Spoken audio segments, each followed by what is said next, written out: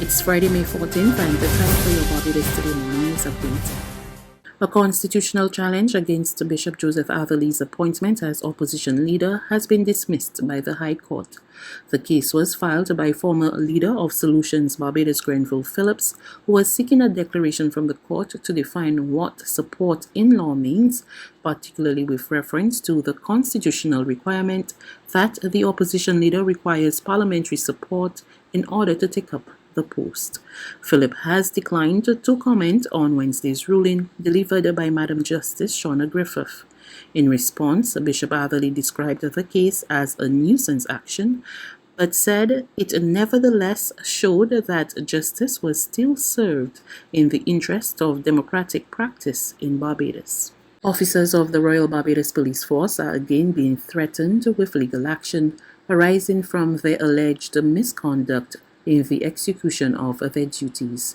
Attorney-at-Law Santi Brathwaite on Thursday revealed that one of her clients would be bringing charges of assault and battery arising from the execution of a search warrant that allegedly left 32-year-old Aisha Jones nursing injuries to her stomach, back, throat, and foot.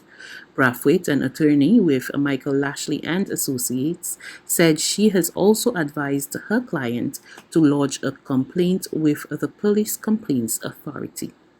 I will be drafting a letter sending it to the Commissioner of Police with regards to what would have transpired at the residence. I've also indicated to my client to go to the Police Complaint Authority to institute the complaint against the police officers, and we'll also be bringing a cross charge. Because in my estimation, if it is that these things are ongoing or continuous, the only way that it will stop is if an action is taken against the state and one of these same officers, and compensation in thousands of dollars are compensated to the ordinary citizens because of the actions of the servants of the state, the police officers. That's the only way that I believe that this issue will be slightly curbed. I say slightly, and I use the word slightly loosely, slightly curbed. Until then, we will continue to have this kind of behavior from police officers. There's a prediction that tens of thousands more doctors and nurses will be needed to manage intensive care units in Latin America and the Caribbean. It's coming from a director of the Pan American Health Organization, Dr. Caricia Etienne, who revealed that nearly 80% of intensive care units are filled with COVID-19 patients, with the numbers even more dire in some places. She said the rise in hospitalizations as a result of the virus means that health workers are working overtime and juggling more responsibilities as they manage more patients now than at any other point in the pandemic. PAHO has helped deploy 26 emergency medical teams across 23 countries in the Americas to provide specialized care where it is most needed. Also, some 400 emergency medical teams at alternative medical care sites were set up, helping our countries expand their capacity with over 14,000 new hospital beds and 1,500 more intensive care beds. But based on how COVID is spreading, we estimate we'll need 20,000 doctors and more than 30,000 nurses to manage the ICU needs of just half of the countries in Latin America and the Caribbean. Our health workers are also facing mounting challenges as the life-saving supplies that they rely on, like oxygen, are running dangerously low. There's regional and international news after this short break.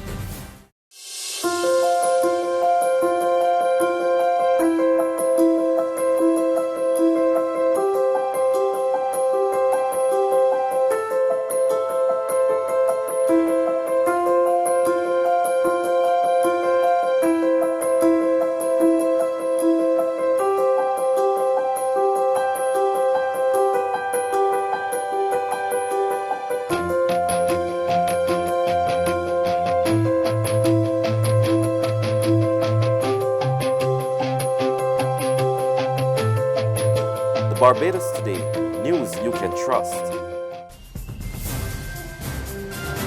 To regional developments now, health officials in Guyana are reporting that more young people are becoming seriously ill from COVID-19 than before.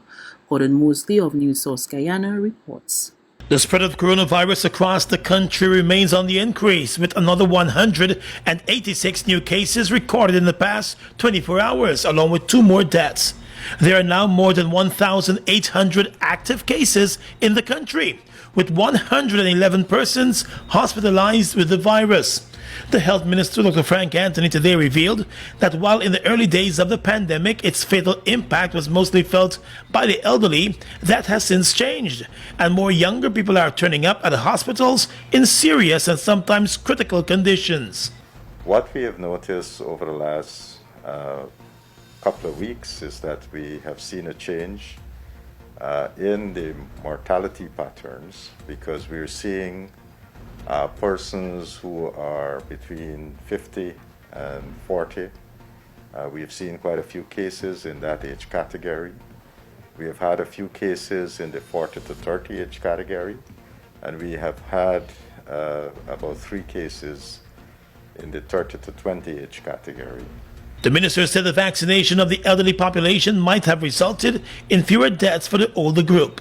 He said younger people need to take more responsibility for their actions and get vaccinated, since it appears that they are not being spared from becoming critically ill. And finally, on the international front, the U.S. Centers for Disease Control and Prevention has eased the mask-wearing guidance for fully vaccinated people, allowing them to stop wearing masks outdoors in crowds and in most indoor settings.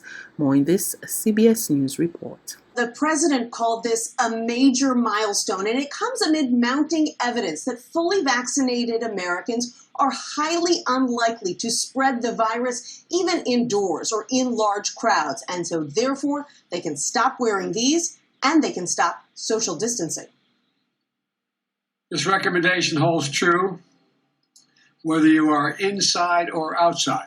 President Biden hailed the new development in the Rose Garden. And you can shake hands. You can even give each other a hug. As the First Lady celebrated with a newly maskless crowd in West Virginia. We just learned it as we got off the plane, and here I had gone out to buy one that was coordinated with my outfit, so... The CDC says the updated guidance is based on new data about the powerful protection the shots provide. With nearly half of U.S. adults now fully vaccinated, new daily cases in the U.S. have dropped by a third just in the past 2 weeks, the lowest rate since last September. That's news. But for the very latest, visit us at www.barbadostoday.bb. You can also subscribe to our e-paper, email updates, or like us on Facebook, and sign up for our breaking news alerts via WhatsApp. We're also on Izumi Media in bus terminals, as well as screenplay at supermarkets and gas stations near you. And you can also hear us on Mix 96.9 FM and Capital Media HD 99.3 FM.